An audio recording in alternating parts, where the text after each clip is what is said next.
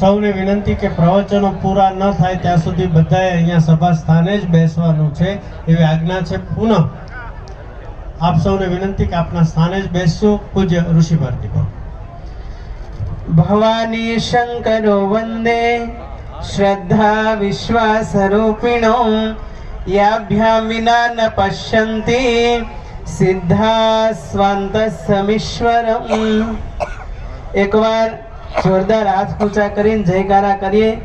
બોલીએ આપા ગીગાની શ્યામજી બાપુની શ્રી સત્ય સનાતન ધર્મ કી.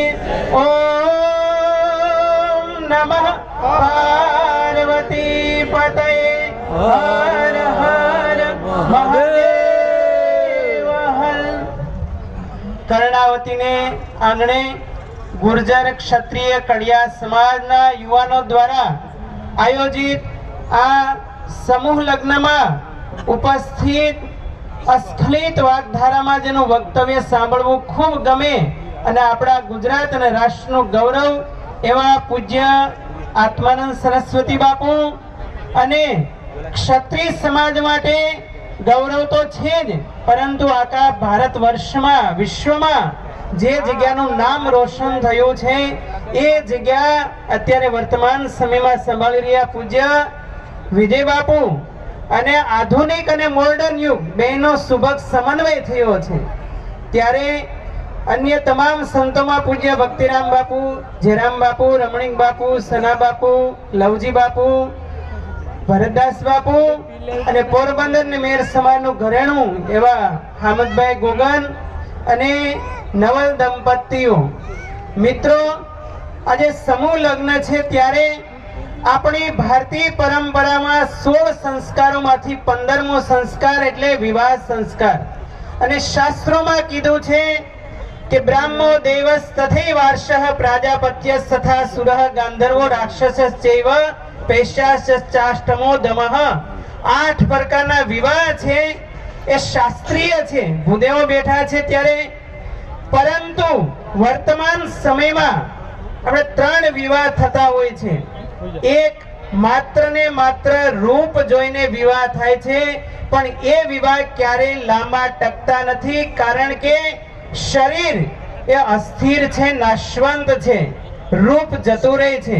અને બીજો વિવાહ છે માનસિક વિવાહ છે, પણ ગીતામાં એમ કીધું છે ચંચલમ હિ મનઃ કૃષ્ણ પ્રમાથી બલભદ્રડમ તસ્યહમ નિગ્રહમ મન્ય વાયોર યુવશુ દુષ્કૃતમ.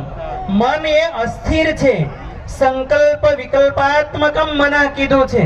ત્યારે માનસિક વિવાહ પણ લાંબો નહીં ચાલે. અને એટલા માટે સુરેશ દલાલ એમ કહેતા, પોતાના 2 માણસની વાતો કરતા કે અમે જ્યારે સિટિંગ રૂમમાં બેસીએ ત્યારે હસીએ અને જ્યારે સ્લીપિંગ રૂમમાં બેસીએ ત્યારે કૂતરાની જેમ 2 માણસ ભસીએ. આવો ગ્રહસ્થાશ્રમમાં થાય. શા માટે? કારણ કે માનસિક વિવાહ પણ અસ્થિર છે. અને ત્રીજો વિવાહ છે આત્મીય વિવાહ છે, જેમાં 1 જન્મ નહીં, 4 જન્મ નહીં, પણ જન્મો જન્મ સુધીનું એ બંધન રહે છે.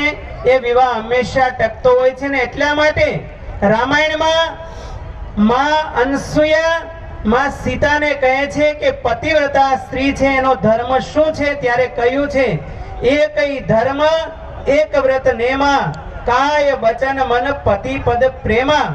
જ્યાં તન મન અને ધનથી અથવા તો શરીર મન અને આત્માથી 2 માણસ એક થઈ જાય, એટલા માટે આપણે ત્યાં અર્ધનારેશ્વરનું પૂજન થાય છે.